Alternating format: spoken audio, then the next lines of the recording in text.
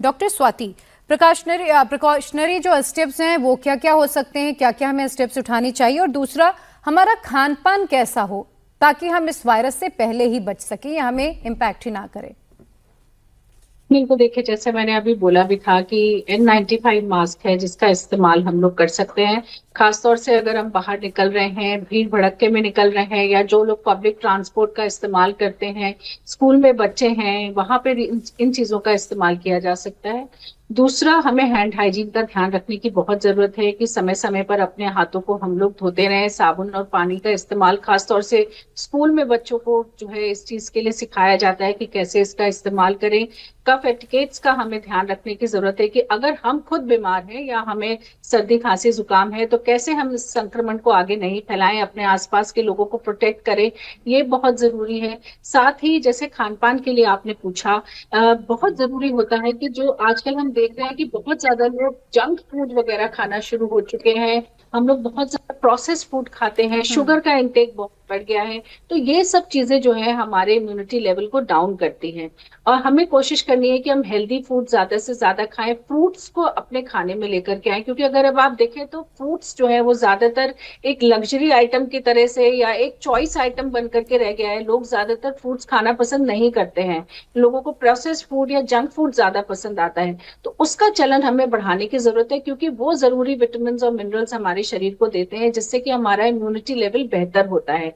साथ ही जो लोग बहुत ज्यादा धूम्रपान का सेवन करते हैं, अल्कोहल का सेवन करते हैं, उससे भी आपका इम्यूनिटी लेवल बहुत डाउन होता है। तो आपको इन चीजों का भी ध्यान रखने की जरूरत है। और नींद और एक्सरसाइज, ये दो एक बहुत जरूरी पहलू हैं जो कि हमारे इम्यूनिटी लेवल को बेहतर करते हैं। तो हमें कोशिश करनी है कि हमारी नींद बेहतर हो, रात को लेट नाइट तक हम गैजेट्स पे नहीं लगे रहे। हमारा नींद का जो पैटर्न है वो बहुत छोटा तो नहीं हो गया है, बहुत कम स्लीप तो हमारी अब नहीं होगी इन सब चीजों की वजह से, क्योंकि ये सब हमारे इम्यूनिटी को अफेक्ट करती हैं। साथ ही पानी पीना हम सब लोगों के लिए बहुत जरूरी होता है। कोई भी मौसम हो, अपने बॉडी को अच्छे से हाइड्रेटेड अगर हम रखें तो वो भी हमारे इम्यूनिटी लेवल को काफी अच्छा रखता है।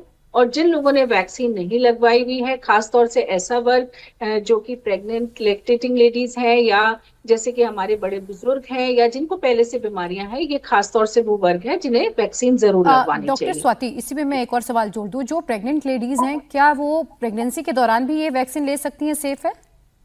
हाँ बिल्कुल, प्रेग्नेंट लेडीज भी वैक्सीन के दौरान, प्रेगनेंसी के दौरान इस वैक्सीन को ले सकते हैं। और ज्यादातर जितनी भी ये वैक्सीन होती हैं ये सब सेफ वैक्सीन होती हैं। और इसलिए इन वैक्सीन को लगवाने से, खास तौर से जो मौसम के स्ट्रेन्स होते हैं, म्यूटेंट स्ट्रेन्स जो आते हैं, उनसे आपको काफी प्रोटेक्शन मिलता है। और देखिए, खास बात वैक्सीन की जो होती है वो ये होती है कि अगर आपको इन्फेक्शन हो भी गया, क्योंकि ये 100% प्रोटेक्शन नहीं देते हैं, लेकिन मान लीजिए किसी को वैक्सीन लगी और उसको इन्फेक्शन भी हो गया, तो ऐसी स्थिति में ज्यादातर तीव्र इन्फेक्शन नहीं होता है, या सिवियर इन्फेक्शन जिसे हम बोलते हैं वो नहीं होता है। जनरली ऐसा इन्फेक्शन होता है जो कि आसानी से थोड़े दिन, एक दो दिन बुखार होगा, खांसी जुकाम होगा और ठीक हो जाएगा। तो सिवियरिटी लेवल जो है वो ज्यादा नहीं होता, आप हॉस्पिटलाइज नहीं होंगे, आईसीयू की जरूरत नहीं पड़ेगी।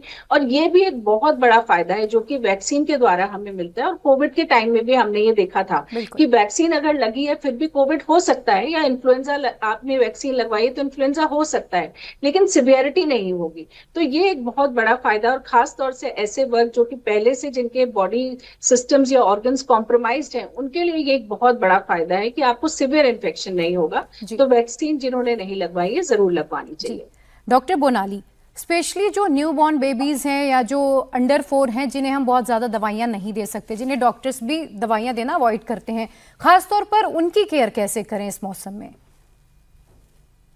तो बच्चों का ये होता है कि उनका इम्यूनिटी जब न्यूबॉर्न्स होते हैं या when they are babies, immunity उनका होता नहीं है। Their immunity is developed by getting viral infections they are much more susceptible, क्योंकि उनका अपना इम्यूनिटी है ही नहीं। थोड़ा बहुत है जो मैटरनल इम्यूनिटी के साथ आया है, but they are much more susceptible. But इनको वायरल इन्फेक्शंस होगा तभी जाके इनका इम्यूनिटी बढ़ेगा, इम्यूनिटी स्ट्रांग होगा। तो इसीलिए हम देखते हैं कि स्कूल्स में फॉर एग्जाम्पल छोटे बच्चे होते हैं या प्ले नर्सरीज में एंड ऑल दैट, जब छोटे बच्चे इकट्ठा होते हैं, एक को होता है फिर सारों को हो जाता है। Now that is very routine, जो टीचर्स होते हैं उनको भी हो जाता है, but that is because this is the only way that the immunity will build up.